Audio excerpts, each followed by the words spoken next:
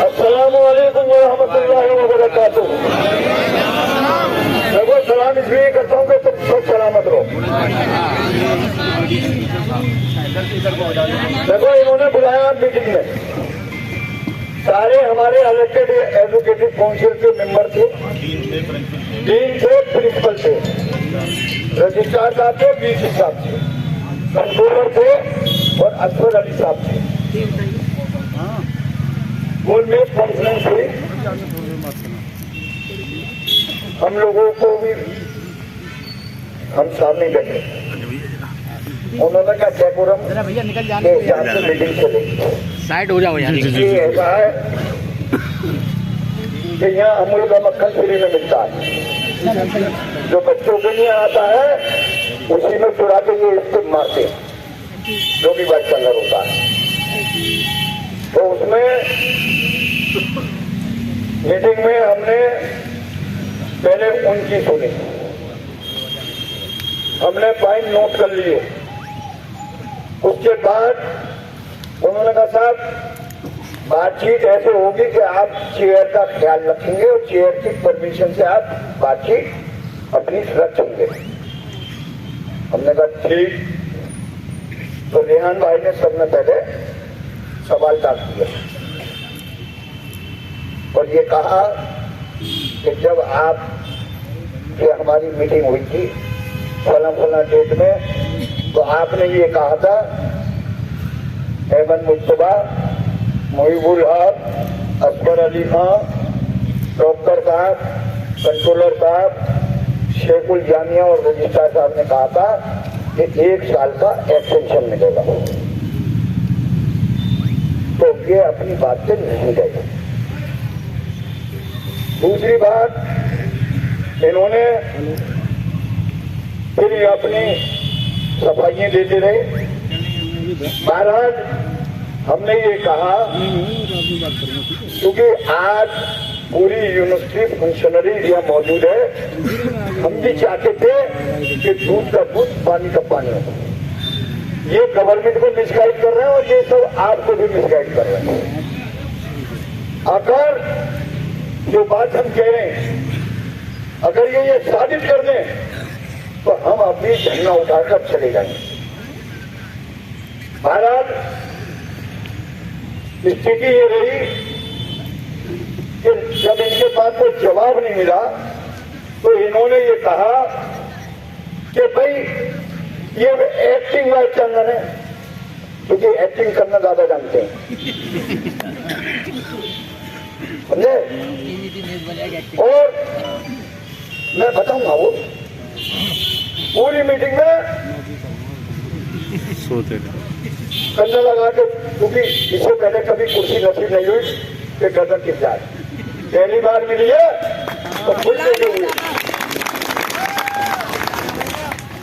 बात हुई थी कि वाइस चांसलर रजिस्ट्रार साहब जवाब दें। हमारे रजिस्ट्रार साहब तो गूंगे की एक्टिंग बहुत शानदार करते हैं।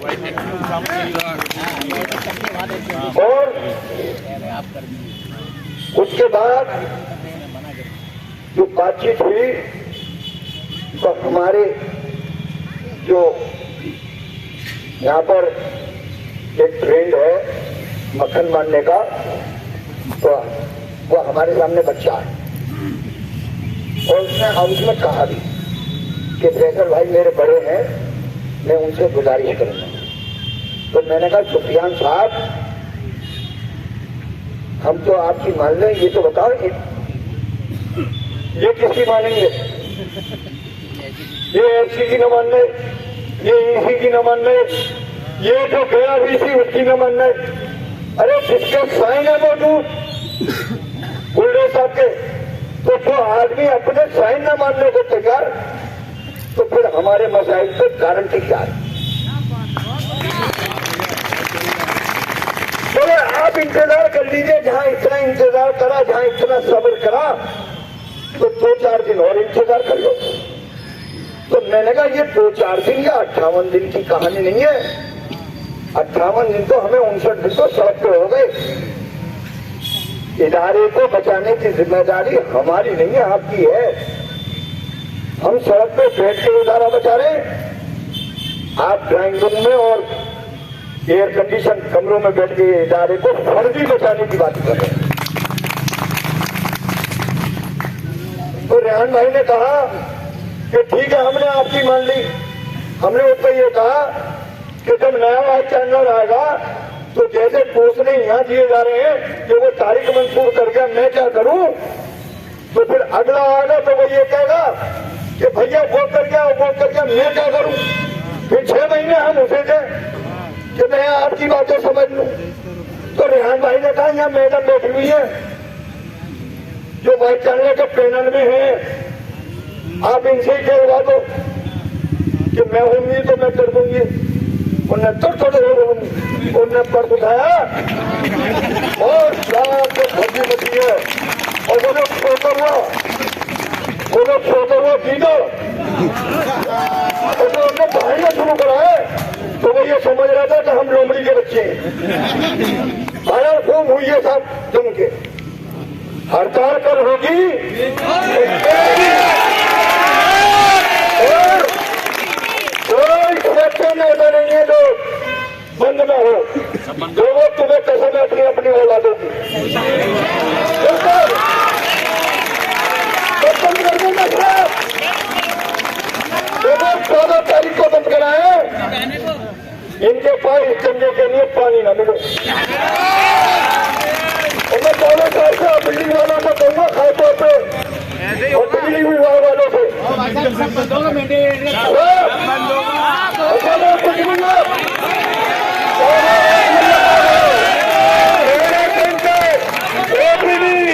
मेडिकल हॉस्पिटल कॉलेज पूरा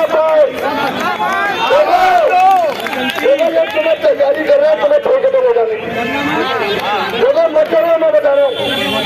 अगर करोगे तो फिर मरोगे। मैं बता रहा हूँ इनकी नीति नीयत बिल्कुल खराब है। ये काल बराबर भी तुमसे हमदर्दी नहीं रख रही, तो तुम भी बिल्कुल मत रखो इनसे अब हमदर्दी। और क्या कर लो कि कल से जब स्ट्राइक करेगी तो अब तक कभी खत्म होगी जब इनकी नानी याद आ जाएगी।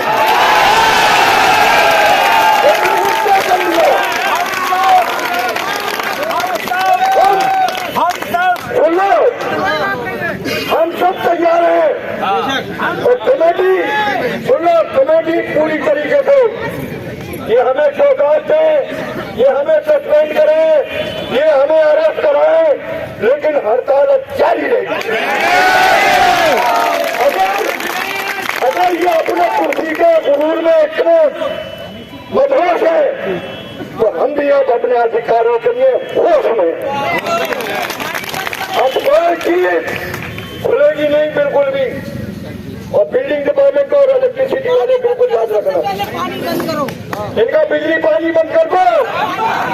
और जब बिजली पानी बंद हो जाएगा तो फिर इमरजेंसी अपने बंद हो जाएगी। और एक बात और सुन लो, आज से कोई नाश्ता नहीं बनाएगा जाके, कोई नाश्ता नहीं बनेगा रात में, जैसे कि ये सुना को नाश्ता खिलाने। अरे इन्हें जगह पहली बार मौका मिला है कि जब तुम्हारे बड़े लोग तुमसे बर्तन मंजवा देते, अब इनसे मंजवा दो।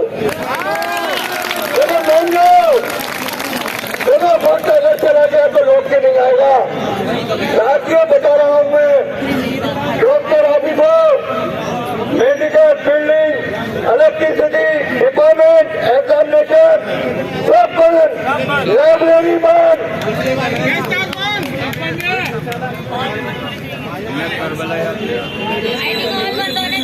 अरे कोई नहीं,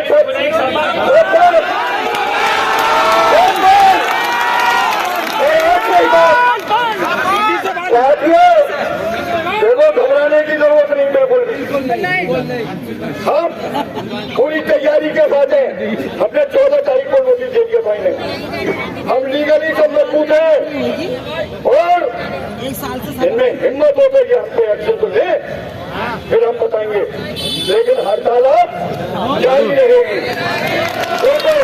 भाइयों सचिव भाई से कहूंगा कि सचिव भाई तशरीफ लाए।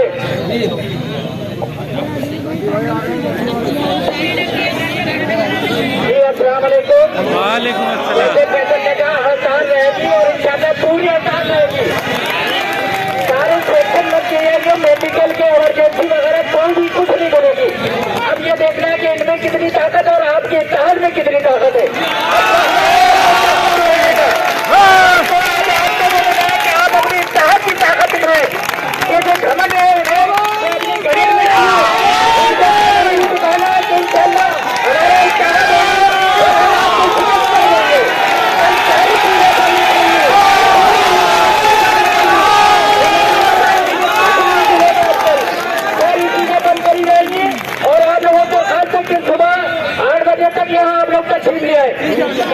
सारे लोग कोई करने की जरूरत नहीं है। सब यहाँ आइए, कोई ताला नहीं खुलेगा, कोई ताला नहीं खुलेगा। 7:30 तक आप यहाँ आ जाइएगा, सारे लोग आपको यहाँ मिलेंगे। ठीक है, मैं ध्यान से कहूँगा तो एग्जामिनेशन का भी कह दिया नहीं होंगे।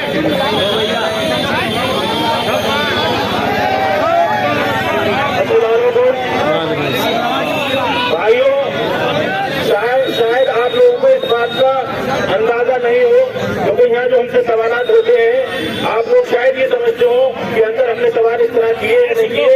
आप लोगों को अंदाजा नहीं होगा इस वक्त अंदर हमारी बातचीत किस तरह और कैसे हुई है। बिल्कुल आप ये समझ लीजिए, हो सकता है अगर जरूरत पड़ती तो हाथापाई की भी नौबत आ जाती। हम लोग उसमें भी पीछे नहीं थे।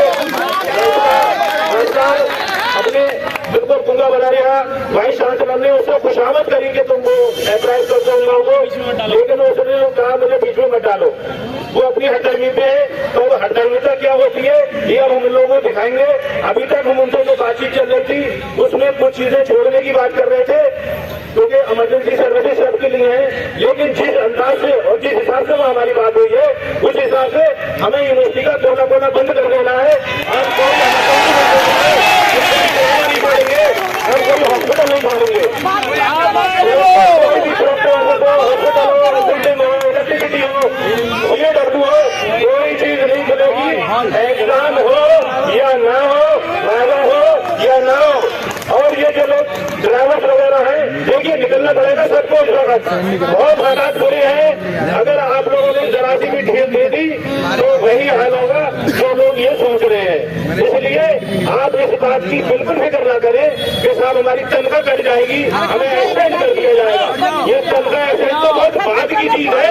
तनख्वाह एक्सटेंड तो बहुत बाद की चीज है। आपकी नौकरी बचाने के लाने पड़ रहे हैं यहाँ पर।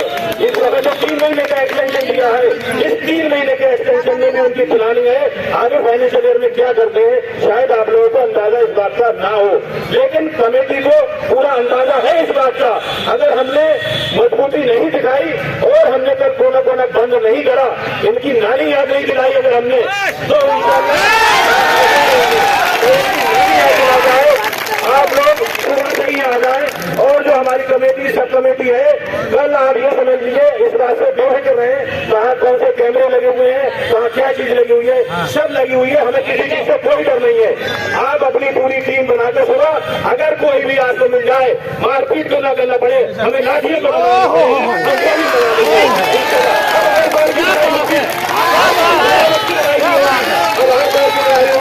आप लोग समाज इंशाल्लाह जाना बचाना साथ में हम सब लोग काम करें।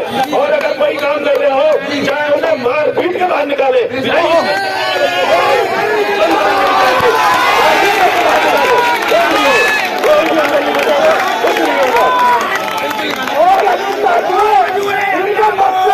हमारा कत्ल करना है और हमें कल स्ट्राइक करके कॉलेज से सबको यही धक्का करना है। इन्हें भी हमें बता देना है कि हम भी कुछ ना बदलते हैं।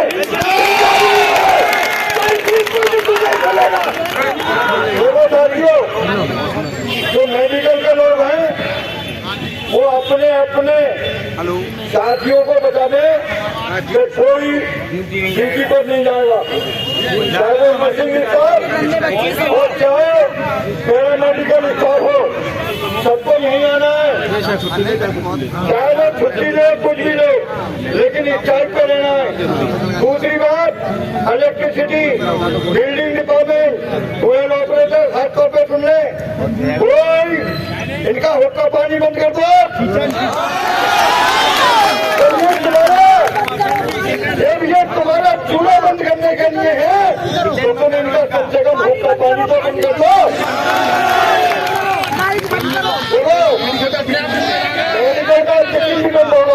और क्या अब कोई खाना नहीं बनेगा, और चाहे वो यूनिवर्सिटी हेल्थ सर्विस हो, एमएड हो, कोई बिल्कुल नहीं।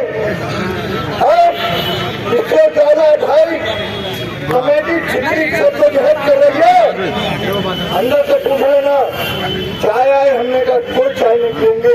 अब एजुकेटिंग बोल रहे हैं ये हमारा गला तर करना चाहते हैं, हमारे भाइयों का गला सूखा पड़ा हुआ है, हम बिल्कुल नहीं। देखो बता रहा हूँ मैं, बहुत बड़ा ये बैंक प्लान काम कर रहे हैं साथियों, अगर अब नहीं तो कभी नहीं। बता रहा हूँ मैं, अल्लाह के वास्ते देखो सबको यही आना है। ड्यूटी पे तो चढ़ जाओगे, ड्यूटी के लायक रह जाओगे। बता रहा हूँ, और 1295 लोग भी समझ रहे हैं कि 1295 जिस आदमी ने 34 साल नौकरी करी है, अब वो भी ठेके पे भागी करने की तैयारी में रह जाए। बहुत बुरे हालात हैं। बता रहा हूँ, स्कूल की कोई बस नहीं जाएगी, कोई ड्राइवर अपनी ड्यूटी पे नहीं जाएगा, कोई स्टाफ नहीं जाएगा। देखो अब कुछ नहीं, अब अगर नहीं तो फिर कभी नहीं। तो कभी नहीं, एक एक आदमी ये जिम्मेदारी है उसकी। देखो कमेटी में 9 लोग हैं, बाकी 15 और लोग हैं, सारी जिम्मेदारी हम पे मत डालो, हम पे और भी जिम्मेदारियां हैं। अभी हम एडीएसपी महोदय के पास जा रहे हैं, सुन लो, हम ऐसे लोग से मिलेंगे, पहले एक कप्तान साहब के पास जा रहे हैं, हम डीएम के पास जा रहे हैं। आप हमें अपना काम कर लेंगे और जो काम तुम्हारा है कल सुबह से वो काम कर डालो। अभी तो ये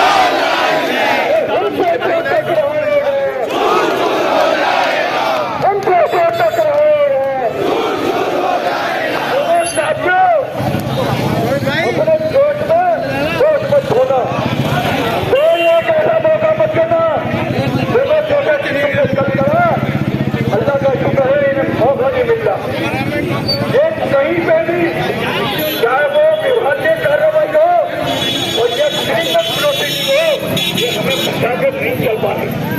ये बहुत परेशान है। ये कोई ऐसी हरकत करे कहानी में रगड़ के फेंकते हैं। हमने भी घट घट का पानी दिया है और हम भी नेतागिरी कर रहे हैं। मैं मानूंगा कि तुम्हारा अगला कदम क्या होगा, इससे पहले ही हम अपनी तैयारी कर लेते हैं। साथियों देखो, हम 9 लोग जरूर हैं, ये 9000 के बराबर है। तो इसलिए है कि तुम्हारी ताकत हमारे साथ है। इस ताकत को जाया मत करो, अपना अधिकार करके देना है, करते रहो। और जब तक आप लोग देखो, अब तो बिल्कुल आज ये तय हो गया कि अब तुम्हारे लिए मेरे साल बराबर भी हमदर्दी नहीं है। और ये जो घरियालू आंसू बहा रहे हैं, अब हमने उनसे भी कह दिया कि बिल्कुल अब कुछ नहीं। पहले तो जब ब्रिज पर 4 एग्जीक्यूटिव काउंसिल के मेंबर जब उसके सामने ये कोई जवाब नहीं दे पा रहे, तो समझ लो कि तुम्हारा क्या होने जा रहा है। दूसरी बात, फजर के बाद पूरी कमेटी यहीं आ जाएगी और मैं घोषणा कर रहा हूं कि हम लोग जो रहना चाहे वो मस्जिद में इंतजाम कर ले, अपने अपने कंबल लिया है। देखो वक्त बहुत बुरा है, बता रहा हूँ, समझो इसको। अगर नहीं समझे तो मिट जाओगे हिंदुस्तान वालों, बता रहा हूँ। जेएनयू वालों, तुम्हारा कोई पूछने वाला न होगा, बता रहा हूँ, समझो। ये मत समझो कि ये कमेटी खाली हमारी लड़ाई लड़ेगी, इसमें लड़ाई तुम्हें सबको लड़नी है। और जब तक तुम रहोगे इंशाअल्लाह ताला तुम्हारा बाल भागा नहीं होगा।